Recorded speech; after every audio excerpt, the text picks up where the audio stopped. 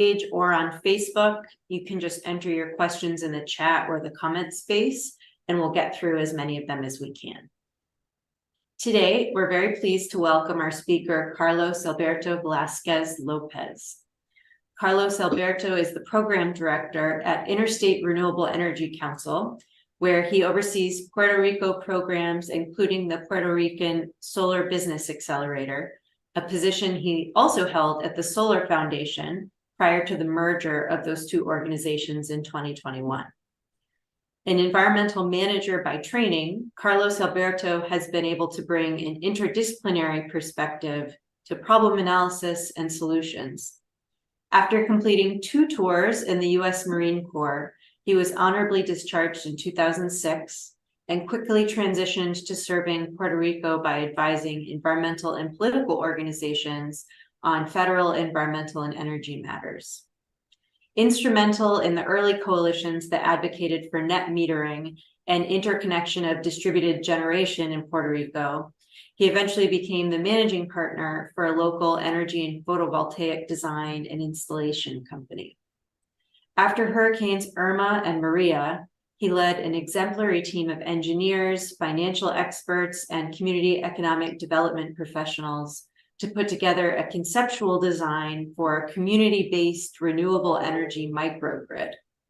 That initiative became the basis for an ongoing energy cooperative model that is in development in rural areas of Puerto Rico. Today, he'll present a talk entitled Technical, Community, and Regulatory Components of Resilience, Castaner Microgrid Case Study. Please join me in welcoming Carlos Alberto. Well, thank you very much for that welcome, Jenny. It's a pleasure for me to be here sharing with you our experience and the work that we're doing in Puerto Rico to bring resilience to Puerto Rican communities. And I would just add to that biography that I have really nice links to Vermont. I did my undergraduate degree in the University of Vermont, so I lived in Burlington for a few years. So I love Vermont very much, and I have very deep ties to that state. So I'm almost feeling at home. Thank you very much for the invitation. And what would proceed then, I will go ahead and share my presentation.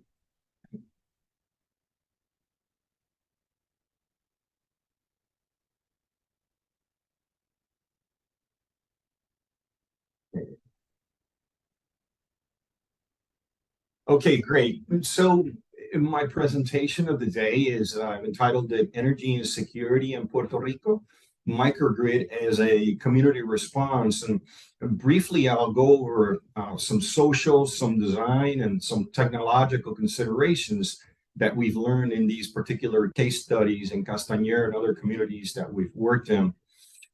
I would begin by mentioning that the downfall, if you will, or the tragedy of Puerto Rico's electrical system did not begin with the hurricanes. It certainly did not begin with Hurricane Irma nor with Hurricane Maria. There was a financial hurricane and a governance hurricane that had been affecting the electrical authority of Puerto Rico for decades. It all came to head during the hurricane, and we'll briefly go over that. We'll talk about the actual grid destruction during Hurricane Maria and Hurricane Irma. Then I'll go into the energy restoration chronology to share with the audience the process by which energy was restored in different sectors of Puerto Rico and how long it took to bring power back to everybody. Now, we'll talk a little bit about the NGO or nonprofit response to the immediate emergency need in Puerto Rico to save lives and improve the quality of living for vulnerable populations, basically the philanthropic response. We'll talk about our role, IREC, Interstate Renewables Energy Council, role in the sustainable microgrid model. We'll talk about how we went about identifying or selecting a particular community that we've worked hand in hand with to create their energy resilience model, a microgrid community selection process. We'll talk about the current status of IREC's microgrids because this is an ongoing process. We'll talk about lessons learned, technology, interconnection, and community considerations.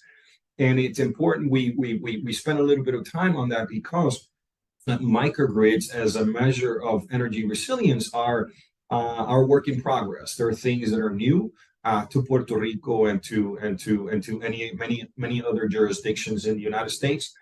And then finally, beyond the microgrid, integrating IREC's microgrid into a broader PREPA or utility assets and planning for the approach to restore power across Puerto Rico once other major outages affect the island, and how microgrids can be integrated into that approach. And finally, we'll talk a little bit about beyond Puerto Rico and how all this can be certainly integrated into the resiliency needs of the United States, continental United States. So it's a lot of topics to be discussed. We'll begin with what I'm calling sort of the financial downfall of the financial hurricane of PREPA prior to the actual Hurricane Maria. By summer of 2014, we knew that PREPA, the Puerto Rico Electric Power Authority, was facing severe liquidity and financial crisis. In September 2014, we brought, when I say we, I say the government of Puerto Rico, brought a financial restructuring officer, a woman by the name of Lisa Donahue, who looked at PREPA's operations and looked at PREPA's finances. And for 2 years, almost for 2 years, made a lot of different recommendations about how to strengthen, if you will, the financial status of the electrical authority. And she began that process in September of 2014. And so in June of 2016, all of Puerto Rico, pardon me while I move this here so I can see. Okay. All of Puerto Rico was in a sense declared bankrupt, and something called the Financial Oversight Management Board for Puerto Rico was established by the Congress of the United States and signed by President Obama.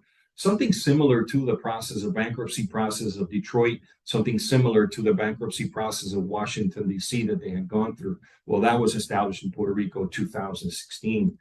By February of 2017, Lisa Donahue understood that her recommendations were not going to be followed. There wasn't a political will to do the hard choices that they needed to be made in PREPA in order to strengthen its financial status. And an organization called the Puerto Rico Fiscal Agency and the Financial Advisory Authority took over, if you will, the finances of PREPA. Just 5 months later, they declared the Puerto Rican power utility PREPA bankrupt.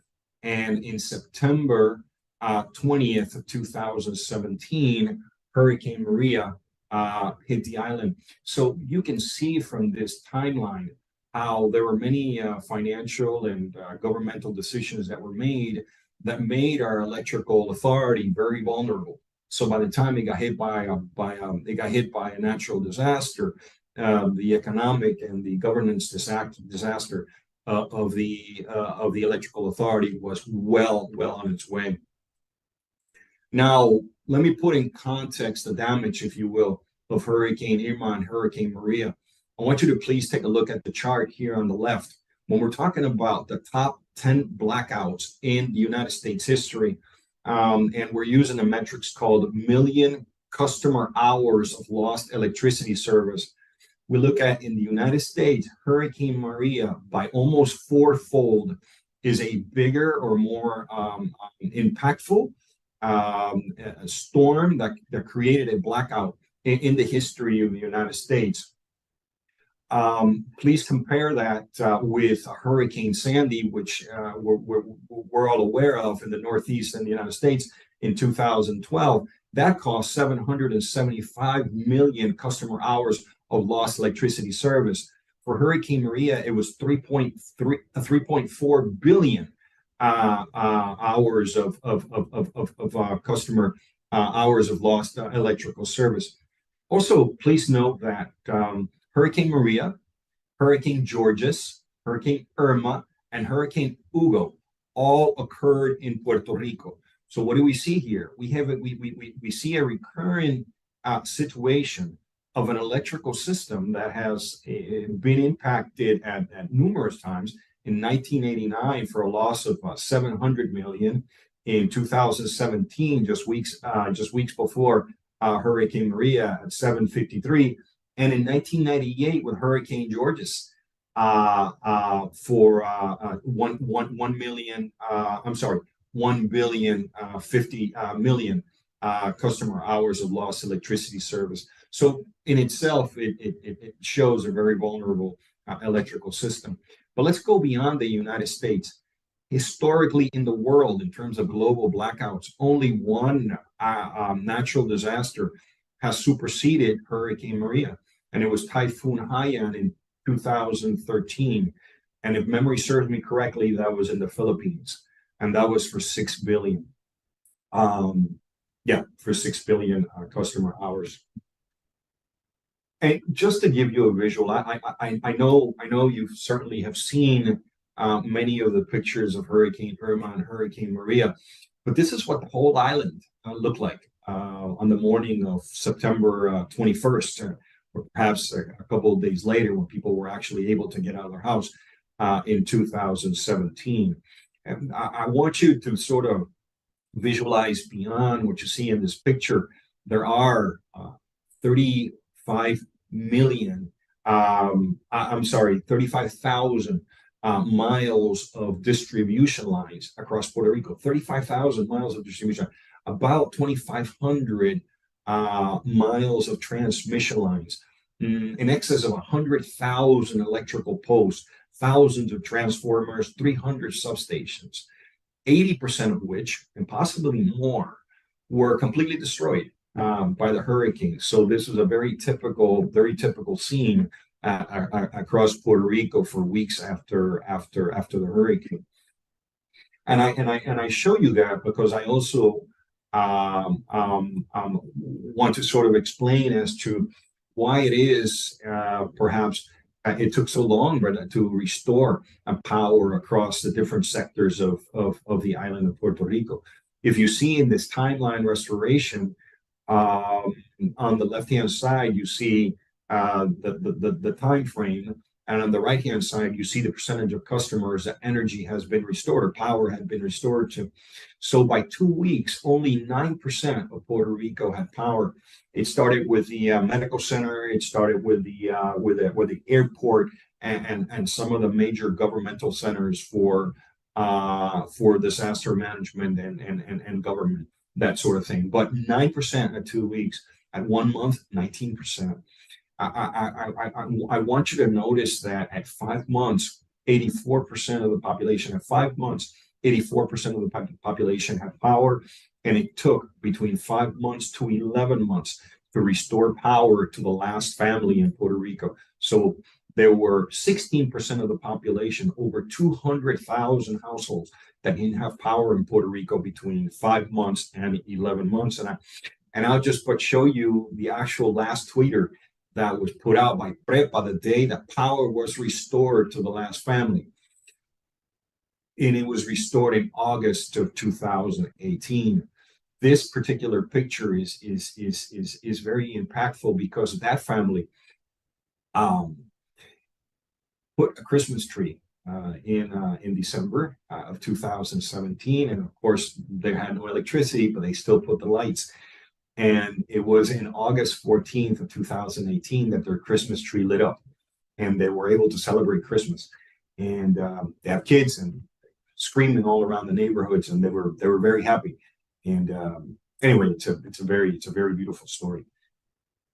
And let me just sort of talk to you briefly about the philanthropical or the nonprofit response to the Puerto Rico's electric and energy catastrophe. This is a very early map of some of that response. When this map was done, 178 solar energy and storage projects had been developed around the island. Many of them were at the emergency shelters and community shelters and that sort of thing. When we updated this map at the end of the emergency period, if you will, about a year later, it was actually about 450 projects or so that were done across Puerto Rico. They were all philanthropic. The total size of the projects were about 9 megawatts of generating capacity and about 12 megawatt hours of storage capacity. Roughly an investment of $65 million that were put into Puerto Rico to save lives and to improve the quality of living of certain vulnerable populations. And there were very many funders and institutions that participated in this process. So the early philanthropic and nonprofit response was critical to protect vulnerable populations in Puerto Rico. But beyond the philanthropic nature, we had to develop a sustainable approach for bringing solar plus storage and resilience to many sectors of the Puerto Rico population, and particularly around the analysis of businesses and services that offered essential and critical services to communities. Just going back to the previous map, about 400 projects were done in different service centers like that. But an inventory in Puerto Rico has been done, including both public and private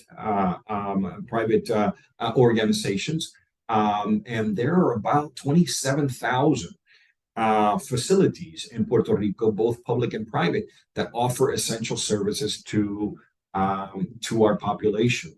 And clearly, it cannot be all philanthropic. So at that point, that's where the Solar Foundation and IREC eventually, when we merged in July of 2021, came in with a grant from the EDA, Economic Development Administration. And we came in to build, if you will, a scaffolding or a foundation, a solid foundation for developing a sustainable approach to bringing solar plus storage and resiliency to the sectors of Puerto Rico. And we broke it down into different sectors, workforce component, to understand what sort of workforce we needed to develop in Puerto Rico, both in terms of quantity and competency, what skill sets and what jobs that they had to do in order to transition Puerto Rico's energy system from fossil fuel generation to renewable energy. By the way, let me put that in context. Puerto Rico's electrical system was roughly 97% based on fossil fuel at the time that Hurricane Maria hit. Only at best about 3% renewable energy. It is now pushing perhaps some 5% or so renewable energy, but I think we're moving at a steady pace. We're moving in the right direction. And then we were also called upon to build some solar finance innovation, to work with the credit unions in Puerto Rico and to work with the co-ops in Puerto Rico so that they can participate in this transition and this finance transition towards renewable energy future. Taking into consideration that about 46% of Puerto Rico's population comes from the LMI sector or from the underserved communities. So we need to pay particular attention to that. And we've been working hand in hand with dozens of financial co-ops and credit unions on the island to develop products to finance renewable energy to broader sectors of the Puerto Rico population, including small businesses. Another thing that we were called upon to doing was to provide direct technical assistance to solar companies, both startups and companies that were already performing or doing their installations on the island. And finally, to put together 2 demonstrative microgrids and make sure that those microgrids were feasible from a social, from a finance, and from the technological and interconnection perspective. And that's what I'll be talking about for the rest of the presentation about those particular microgrids. We wanted to, one of the things when you have such a broad um, call to action, or when you have such a broad mandate, is to better refine which community do you want to work with, and which community can you be ensured that has a high likelihood of success. Because of course we think that if a pilot and a demonstrative project has success, then we have a great opportunity for that pilot and for that demonstrative project to become not the exception, but to actually become the rule and become integrated into PREPA's and now LUMA's, because we have a private operator approach to providing resiliency to Puerto Rico across different sectors. So we thought about an approach to reach out to different communities, and we wanted to, of course, define the general community characteristics.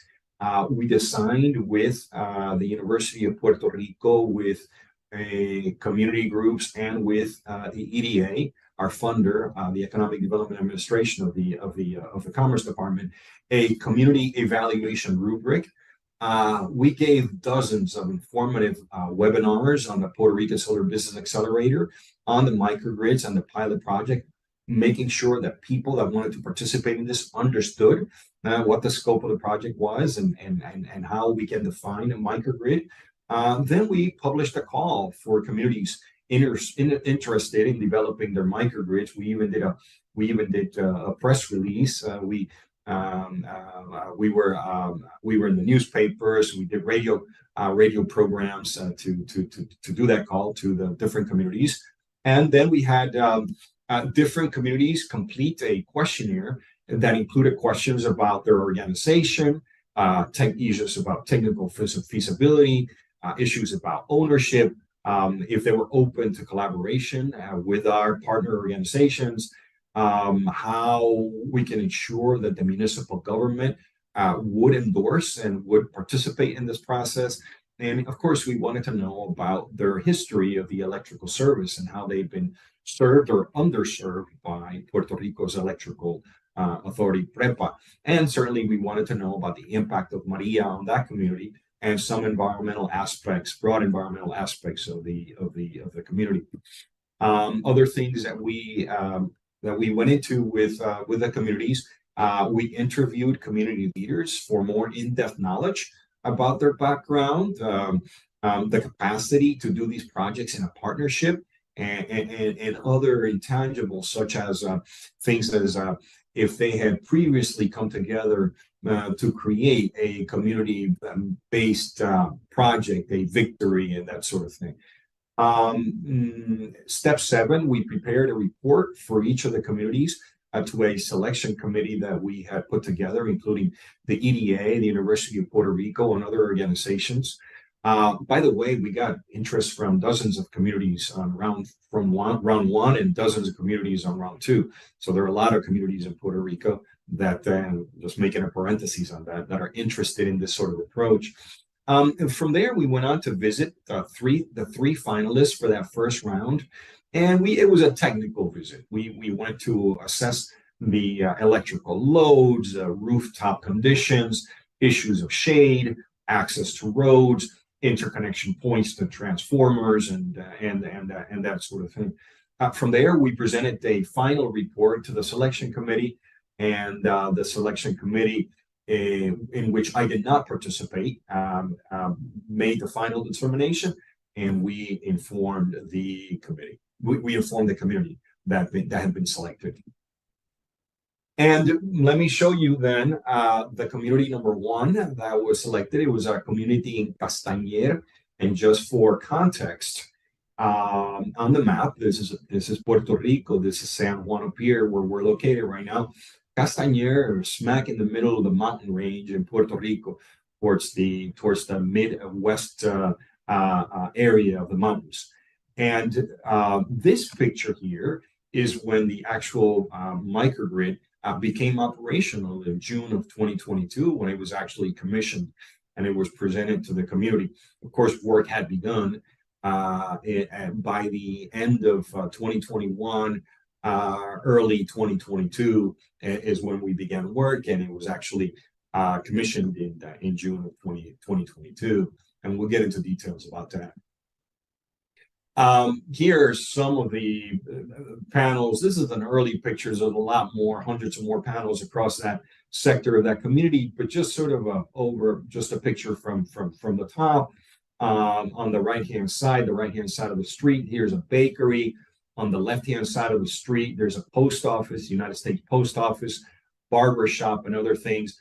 There are apartments, there's apartments, there's houses. And this particular microgrid was quite interesting because where the post office is located is a wooden roof. You cannot install solar panels. You can, but it's more difficult, a lot more difficult and less resilient when you get 150-mile-an-hour winds. Install panels on wooden roofs. So what we did shared generations. These concrete roofs around the post office provided a more structured real estate, if you will, rooftop real estate to anchor and install the panels. And the generation was shared through transmission lines that were actually constructed and interconnected to the brain of the system, the intelligence of the system, which is the inverters or the batteries located in a centralized region here. So all this is connected into one system as a microgrid. All right, and we'll get into more. And it's quite interesting. Also, let me just say, this system was commissioned in June of 2022, and Hurricane Fiona hit Puerto Rico in September, I'm sorry, of 2022. So just months after this system was completely commissioned and working and operational, it was actually tested by a Category 1 hurricane. And the greatest news about this is that 3 months after this thing became operational, it withstood the test of Hurricane Fiona, and it worked just fine as intended for that particular community. So I can't think of no other better way to actually test a system than to actually test it with a hurricane, and our system in Maricao withstood that test. It was such an innovative project that it is actually the focus of different podcasts, very technical oriented podcasts that have been created and made about this particular microgrid. This one is something that is a podcast by one of the more respected solar engineers in Puerto Rico, Angel Sayas, and he runs this program every week, and it's episode 152 by now. And this one is titled "On Microgrids: Benefits and Learning Activities from the Castaner Microgrid." From that particular microgrid, we go on to the second selection process, and the town of Maricao. And again, for context, it's located in a very rural, mountainous area of Puerto Rico on the southwest of the island, and the town is called Maricao.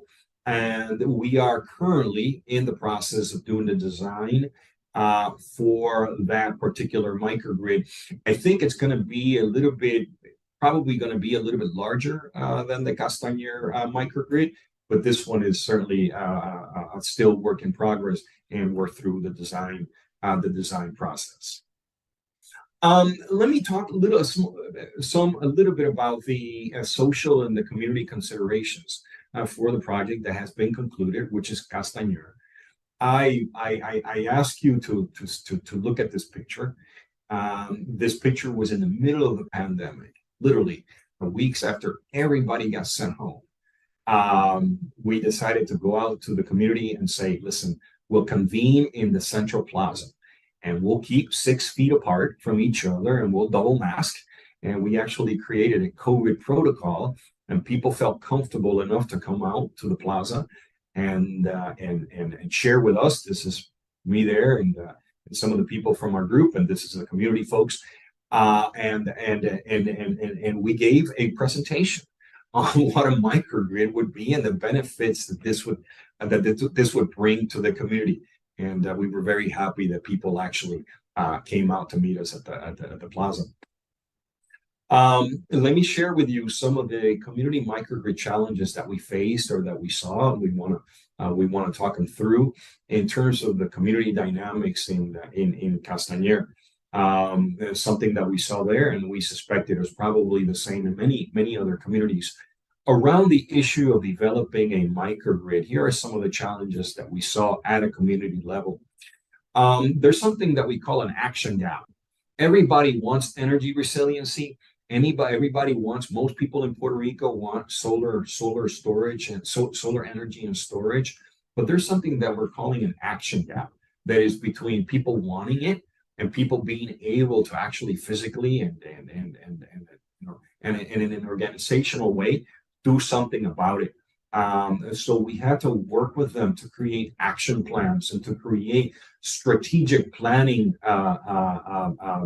workshops, and to make sure that there were many stakeholders that were participating and we were listening to the needs of different sectors of that community. We faced the fact that there's a lack of technical knowledge at the community level. Understood, because microgrids are a new thing.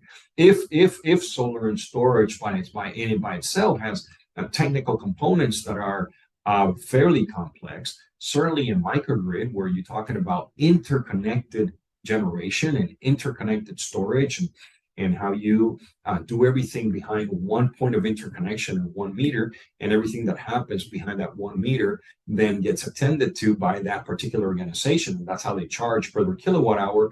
It becomes quite a complex. So we have to go through all that with the community. There's something to be said for previous conflicts. There are people that in the community literally told me straight out, they said, if such and such a person is going to be part of this project, I want no part of it. I don't want to participate. So that's something that we had to work through, and that we had to create different clusters, if you will, of microgrids in order to have people participate. There's an issue of deficient communication. Again, complex matters. Again, this is a brand new project when that community may be facing day-to-day issues like work, school, crime, different issues. As all of a sudden start talking about and communicating about microgrids, we found that there was some deficient communications that we had to deal with. Certainly the concept of pre-existing misconception. The number one being, oh, that's too expensive, we can't pay for it. Solar is too expensive, it's only for the rich. There's no way we can pay for that. So we had to work through different finance models to show them that there was a way for this to be affordable to many sectors of the community. And then there's an issue of community inertia. Again, community inertia towards movement or community inertia towards not doing anything, right? So we needed to make sure to create that momentum in order to keep it going. Let me just check here on time. And so this slide I'm calling a successful microgrid community. These are some of the lessons that we found, or these are some of the shared characteristics that we found in Castaner that make a community microgrid more likely to be successful than not. They look at themselves as a community and not just merely physical or adjacent neighbors to each other. They develop strong and effective communication skills.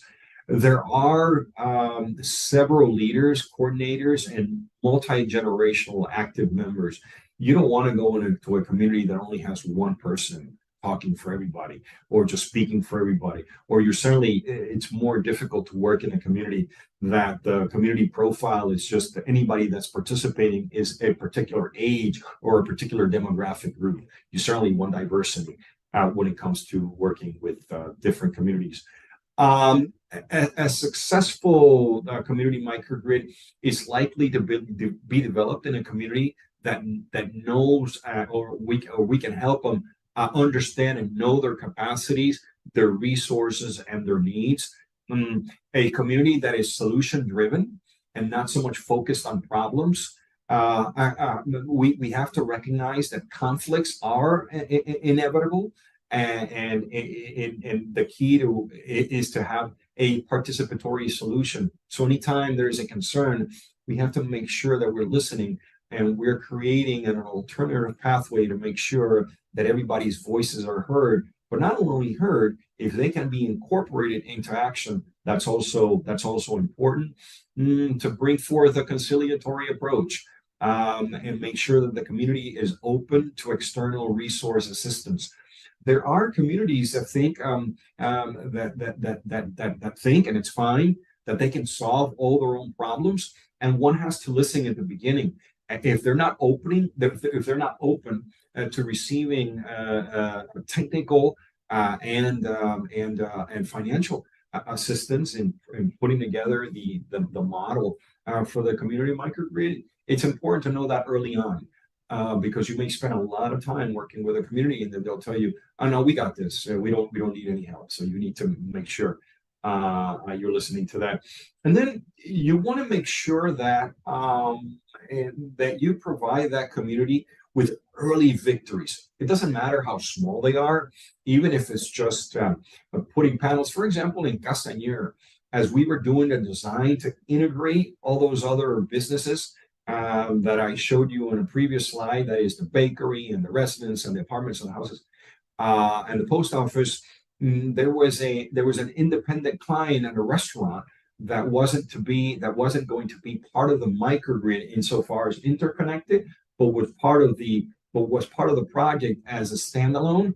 So we gave them that standalone victory. We started over there, and that became an important focal point and a creator of momentum for everybody else to be more enthused about beginning their project. And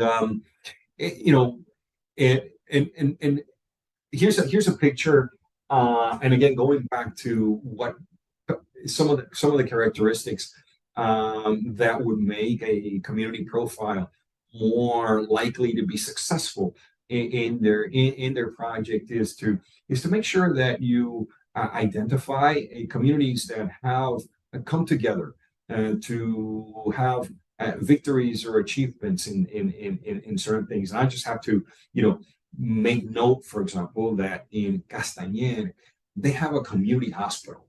And it's a community hospital that is run and whose board of directors and people from that particular community participate and lead a board of directors for a hospital. And I'll just make mention that during the COVID pandemic, this municipal hospital provided services both in testing and in immunization to 5 different municipalities around that region. That's how highly respected this hospital is. Some other experiences about Castaner. They've had collective successful experiences in sustainability projects with different development levels. However, they still have to face the organizational challenges and community agreements of putting together the microgrid. Some specific examples of the challenges were we had situations where potential microgrid members withdrew from the project due to unfulfilled expectations, although the members expressed regret about their decisions later after the project was completed, because when Hurricane Fiona came, they did not have power and the rest of the microgrid people did. So I guess what I'm saying is not all rosy pictures, it's not all victories. There's a lot of challenges, and it's important to share those challenges openly to anybody that's interested in this sort of topic. And I just sort of want to share 2 perspectives that I learned from this particular experience. Community microgrids in Puerto Rico have not emerged as a product of a paradigm shift towards a cutting-edge energy transition, nor has it been for advances in research or technology or the desire to innovate with new energy formats. Instead, this new movement, which is ongoing and more communities are interested in the energy sector, arises from the need to survive a neglected and unreliable electrical system that affects every aspect of the day-to-day lives of the citizens in Puerto Rico. And, community microgrids are an excellent example of how humans relate to this essential service, identity, and react to local challenges and finally find a solution in a collective and a participatory way. It requires an in-depth analysis of the community's organizational structure by evaluating the resources available, the need for capacity development, assistance from external resources, and assertive communication amongst community members. And then just something briefly on the technology design and some of the interconnection considerations. This is sort of just a drawing, if you will, a diagram of some of the areas that were interconnected, and I briefly talked about this. This is the bakery, some apartments, some buildings, some homes. This is where the U.S. Post Office is and some other businesses. Again, it was a wooden structure. You can't put panels on it, so we got shared generation and shared storage, and these things are actually interconnected into one whole system.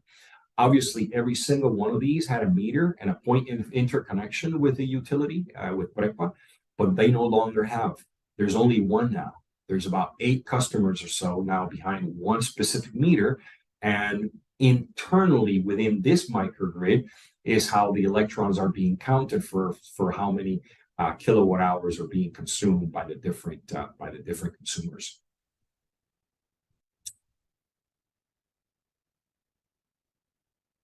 Okay, here's a more one-line diagram of the Castaner microgrid phase 1.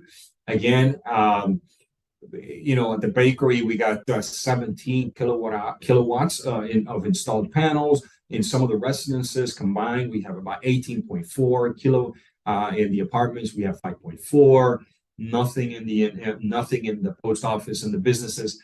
And all that is interconnected in one system where you have a monitoring and control system determining which one of these loads needs the electricity and which one of these loads needs what's important, which is the storage for providing the resilience to their load. The design was for about 12 hours of storage capacity. And if they go beyond 12 hours without the opportunity of recharging the batteries, we have a generator that could kick in with a manual transfer switch, and that will provide electricity on a short-term basis to electrify the loads of these certain clients. Now, again, there is now one point of interconnection, one point of metering towards LUMA, which is the private operator of the electrical authority, and everything else that happens behind the meter is something that is sub-metered out and done internally with this particular organization. Okay, and this is just a chart of what we call a blue sky day normal, which is the generating capacity of the system on a day that's sunny, on a nice sunny day in the mountains of Castaner. And you can see from this graph that the system generated 142.27 kilowatt hours during that day. And there was a consumption of 105.83 kilowatt hours. So these 37 or so extra kilowatt hours actually get injected into the utility as net metering. And this community then gets credited with an extra 37 kilowatt hours for that particular day. That's important because not every day is blue sky. Some days are not blue sky. Some days it rains, and they need those extra credits in order to consume them in those particular days. And something about interconnection quickly. At the time that phase 1, which is the picture that you saw for Castaner microgrid, was commissioned, LUMA, the operator, did not have a procedure in place to interconnect multiple facility microgrids. They created for us a provisional approach via email. The electronic portal for the project submittal at LUMA did not have the corresponding screens to input the project of all the physical structures, so they had to create a parallel process in order for the system to be interconnected provisionally. But we're working through that. And as of December 6th of 2022, they have all the necessary documents. And over the past couple of months, they've been working on doing the final analysis to provide the final interconnection approval. Right now, it's operating on a provisional approval, but hopefully within the next couple of weeks or so, we'll have a final approval on that. Puerto Rico has the right regulatory framework. It has a microgrid regulation that was enacted in 2018. It's microgrid regulation 9028. At the time, just as people were beginning to look at the long-term recovery after Hurricane Maria, the PREP, the Puerto Rico Energy Regulatory Board, said, what alternatives are there to expedite, to fast track the interconnection of not just one house, but multiple homes, and communities in a design much like Castaner. And they created Microgrid Regulation 9028, and it is something that is currently being used in a few areas in order to interconnect systems into the grid. And we also have the PL 258, Public Law 258, which is the electric cooperatives law that also allows for organization, that also allows for groups to organize as an electric co-op, much like the rural electric co-ops in the United States, of which there are about 900. In Puerto Rico right now, we have 4 electric co-ops that have been established since 2018. And we're working with them to strengthen them, to make sure that they have financing, and to make sure that they have the right support at LUMA so that they can interconnect the projects and make this part of the approach to provide resiliency to the energy system in Puerto Rico. And something just fairly recent that occurred, well, fairly recent, but December 12, 2022, it was announced by the Department of Energy that IREC, our group, and Slipstream, another group, and the electric co-op, which developed this project, which is called Cooperativa Hidroeléctrica de la Montaña, are to develop an energy resilience plan in Castaner that goes beyond the systems that were installed. We want to look at the totality of the community, which has about 4,000 people, and has a police station, fire station, hospital, and different important services to the community. And they want to do something more than just solar and storage. We want to do a whole energy resilience plan. And that project actually kicks off now in July 1st. And I want to close out by saying this: beyond Puerto Rico, clearly, as you can see from the graphs that I've shown you, Puerto Rico's electrical system is clearly vulnerable. We've had 4 of the top 10, if you will, longest outages in the United States. But there was an organization. It was called Resiliency by Design, that came together after Hurricane Sandy in the United States, and they've been studying the frequency and the strength of the different natural disasters that have been affecting continental United States. And just last year, they published something called the Atlas of Disaster. And here's a cascading impacts of climate events. And they're forecasting that within the next 10 years, certainly 90 to 95% of all counties in the United States will face catastrophic sort of situations, and that can be extended heat waves or droughts or wildfires or hurricanes and storm surges or winds or intense precipitation and flooding. That's going to affect not only the electrical system, but the capacity of that area to provide emergency response and other services to their community. So I think it's incumbent to the totality of the United States to get involved in the community resiliency planning strategy, much like what we're doing in Puerto Rico. So that is the end of my presentation. And once again, I thank you very much for this wonderful opportunity to talk to you, to your group, and to your audience. Thank you so much. That's an amazing graphic that you just showed at the end there, the cascading impacts of climate change. Who did you say put that together? It's Resiliency by Design. I will send you the link, and I will send you the report. I have the atlas. I have the report. Great. You know what's fascinating? They did not include Puerto Rico in that report. And I wrote to them and I said, if you include Puerto Rico, the results are going to look much worse than what you have right there. But yeah. Wow. Yes. Okay. So we have a few minutes for questions from the audience. So if you're listening, just enter your questions into the chat or the comment space on YouTube or Facebook, and we'll get through as many as we can. Let's start off with this question.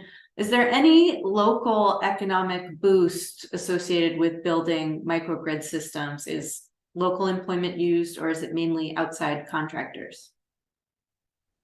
So far the projects that I'm aware of, the first couple of microgrids in Puerto Rico were done with philanthropic money. So it was a non-sustainable finance model. What we're doing is a sustainable finance model. So we're using financing from the local co-ops and leveraging public and private funds.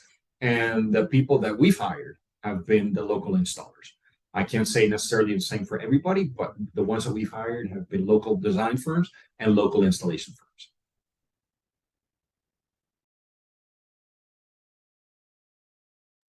Muted.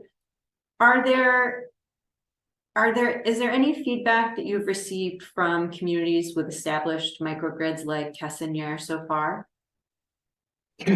Yes, absolutely. Here's well, first of all, they were so excited after Hurricane Fiona that as 90% of the island did not have power, they had power. So that in itself was fascinating. They were very excited about that.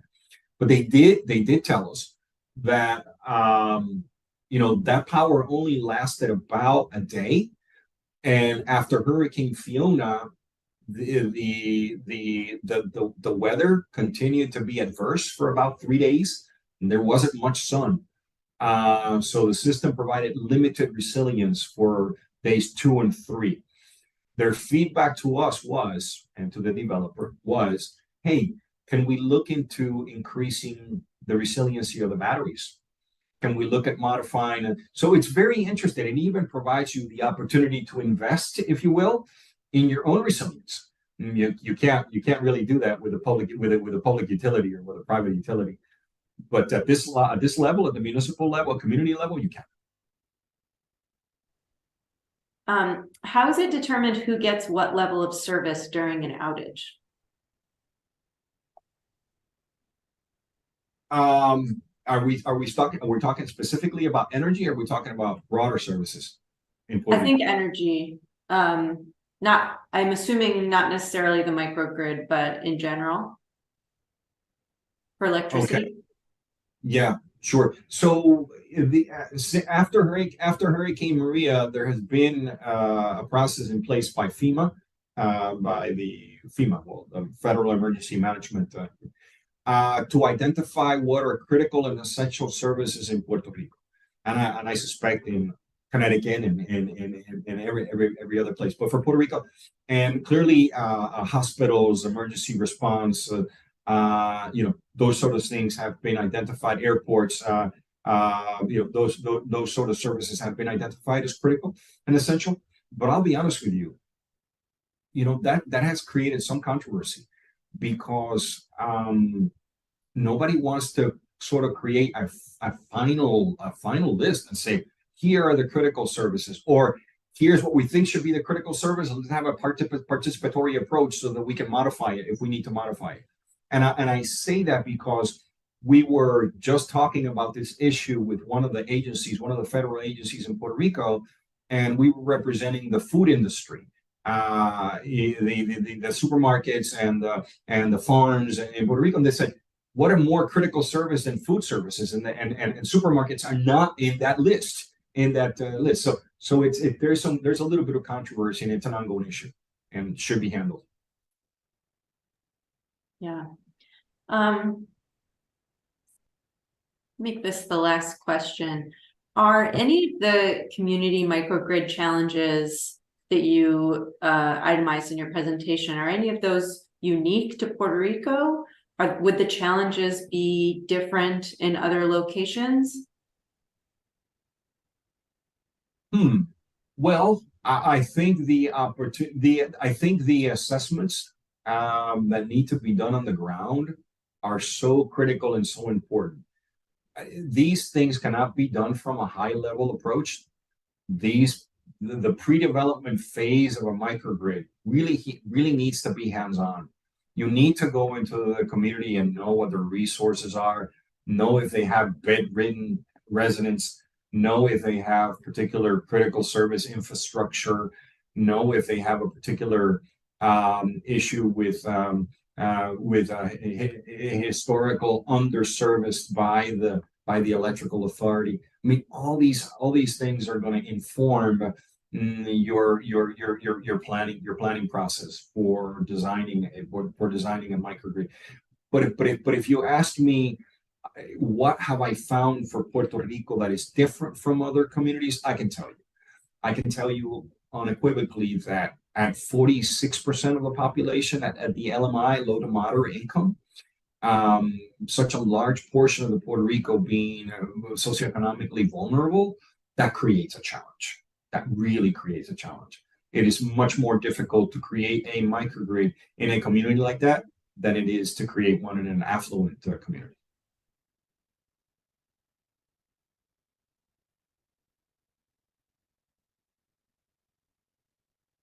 I said, thank you so much. That was so interesting. We should wrap up there because we do need to give folks a few minutes to get to their class, which starts in 3 minutes. So thank you so much for that talk, Carlos, Alberto, and thank you to everybody who joined us today. Our next talk will be next Tuesday, same time, same place. Hope you can join us then. Thank you. Thank you very much.